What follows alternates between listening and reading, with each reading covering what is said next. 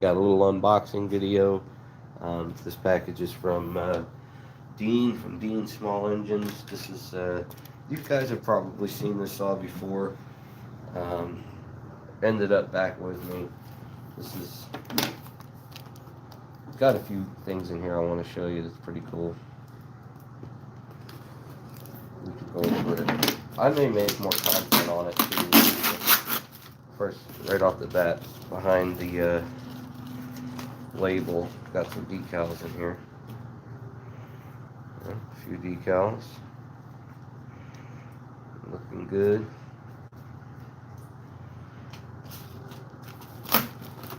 Now, this is a saw that I don't know, man. It's got sentimental value. I drove a long way to get it. I didn't pay much for it when I first got it.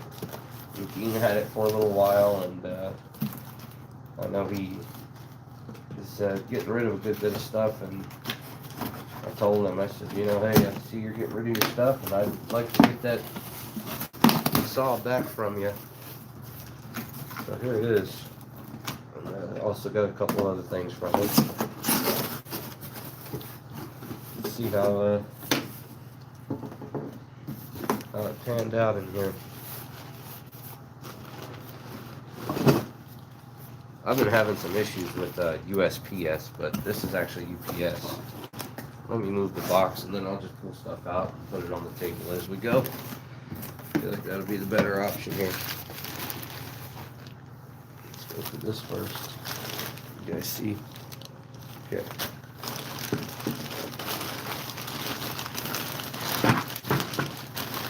Big old bag. Inside, we've got an original farm yellow clutch cover here. Now, this says Alden's. This is incredibly rare, but I don't know if the camera is going to register it or not.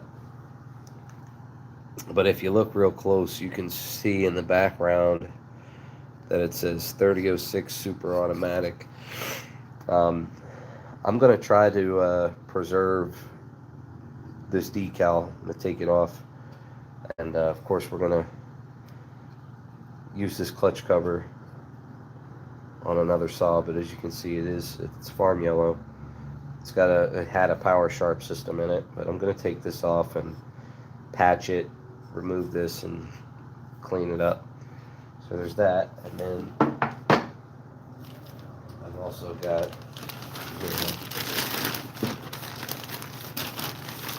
I mean, it's been used, but it is a new old stock clutch cover, not painted. It's been used, but all I got to do is clean it up, paint it. Like that.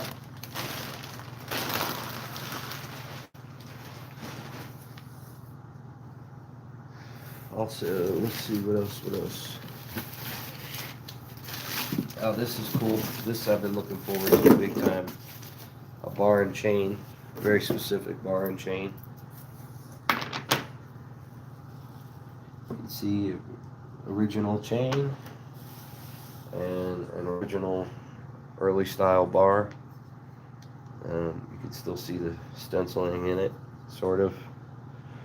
This is the bar that's going to go on the saw that we're going to unbox here in a moment. Yeah, just another early style bar. This is going to go on my personal collection. I'm not going to sell this or anything. So there's that. Love that. Okay, now for the main attraction.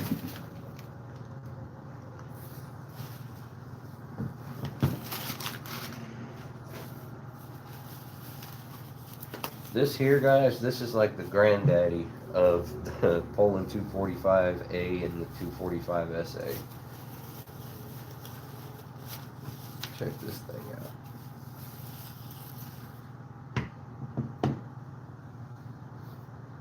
This is an all original Poulan 222.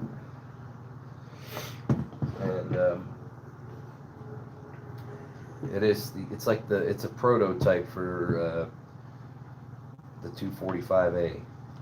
This is like the first version of it. You know, the 221, the 222, and the 223 were the first like variations of the 245A to exist. Yeah, as you can see, it's got a compression release in it, like 245 SA. It's leaking some bar oil, but I'm gonna clean this up. I'm gonna put this bar and chain on it. I actually have the original muffler for this saw because, like I said, this was mine originally. Yeah, I paid like $40 for this thing. I drove up to Kentucky to get it. Now you can see some of the differences in this one in a 222 compared to a 245A. Actually, here I'll just do them side by side really quick to show you. You can see that they're literally the same color, same size. There's very few differences. Both have the early dipped handlebar. I always thought this was cool on some of these earlier models. Like they kept the Poulan emblem on the pull rope here, but these real early ones, it actually says Poulan. It's the complete emblem. That's pretty cool. And you'll also notice if you look in the back here on the cylinder cover that there's no toggle switch on the 222 as compared to the 245. This here acts as your throttle lock, your toggle switch, and your decomp, you know, right here. So, and then also it has the early style gas tank cover where the gas tank is actually in the back with the early style cap. I think that they're actually the very first run of 245As that they did. They actually had this on them. That's why some of them you'll find the early 245As still have this style tank on them, and they have a metal choke lever. This one, I know it's missing one like here, but it's inside of here. It just came off. I'm gonna have to. I'm just gonna have to put a new cotter pin in there. Actually, really quick, let's take it off and take it out of there so I don't forget about it. But it does run. I never rebuilt the carb in it or anything, but I know Dean had it running quite a few times. And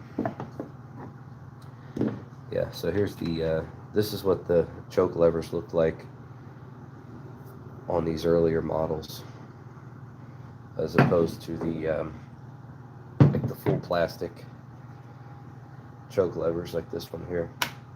But yeah, they're really not all that different. They're both 74 cc's. Same color, same chassis. The only difference is, you know, just the few that I pointed out. It's got the decomp in the cylinder.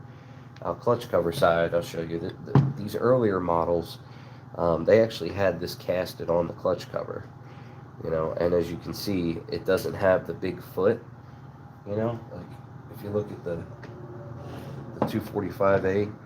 This is what they eventually went with. You know, they added a bigger foot, and it kind of keeps the saw sitting up a little better, I think. You know, and they do take, it's the same exact muffler. I have the muffler for it. I'll put it on. But yeah, it's pretty cool to see that. You know, when they eventually designed the decals, they basically kept the same thing, you know, Poulan going across, except for with the decals, they were able to, you know, put the model not just on the air filter cover, but also on the clutch cover. And these were universal, you know, like this same exact clutch cover would go on a few different saws, like a 201 and stuff. They're the same one. And basically, yeah, the same thing applied here when they did these clutch covers on the 245, because this was the design that they ended up sticking with until they were discontinued, you know, with the bigger foot. So it's pretty cool, man. I'm glad I got this back. Really excited. This is the top cover decal for it. This was originally farm yellow, but it's faded with time, and you can see one of the layers of it is silver. But it's still all there, you know. So yeah, there you have it, man. It's a pretty decent saw. Also, it's pretty neat if you look. A lot of these super early models, the identification plate actually doesn't have the model. It just has the serial number, and it's a farm yellow tag, you know, as opposed to the black and silver with the model, you know. And the bracket down here, you can see the bracket's different. This one's straight, and then these super early ones are like, they have this bend in them here. So yeah, very subtle differences, but there's nothing on this saw that wouldn't fit on this, and vice versa. You know, they're the same thing. This is like the granddaddy of this. So this is even older than the saw used in Texas Chainsaw Massacre. It's pretty fucking cool, if you ask me. So this will stay in my personal collection, and I'll take care of it. I'm probably going to do a little more to it than I did in the past, meaning I'm not going to restore it. I'm not going to repaint it or anything, but I think what I am going to do is take it apart completely and clean it out, rebuild the carburetor like I should have done the first time, and yeah, that's probably going to be it, guys, honestly. And I was thinking about, I'm going to save this, okay? This is, because it's original, I'm going to leave it just the way it is. But I actually had them make me some duplicates of this that are like new and still have the farm yellow on it. And I'm going to put the new decal on a whole nother air filter cover, so I can put it on here if I want to without compromising, you know, the original. So I can just keep this as it is, and if I want, just put another one on there that has a fresh decal. So yeah, there you have it. I mean, this thing's in really good shape too. I mean, it's got all its paint still, pretty much. A little missing on the rear handle, but that's typical. And yeah, I'll probably make another video on this saw here in the future, hopefully of it running or me working on it. I'm kind of up to my neck right now in saw ideas and, you know, like my own projects and then stuff I'm doing for other folks. So what's this? Can you make a chain sword for hitch? I don't know, man. It'd be pretty wild, I think. But yeah, thank you guys for watching, and stay tuned. I've got a project that I'm trying to squeeze in for myself. I have some restorations I have to do for other people, but some of that I'll probably document on here. But I really can't wait to show you guys my next restoration for my own personal collection. I'm really trying to perfect a little bit more on the decals for the 245A. I'm working with Jay Catlin from Crystal Lake Creations.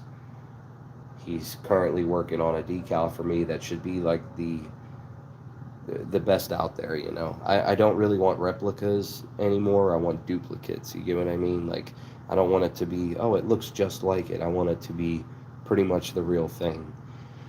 So once I get that perfected, I think that I'll be a lot more confident in the restorations that I do. I think they look well. They look really good, I think.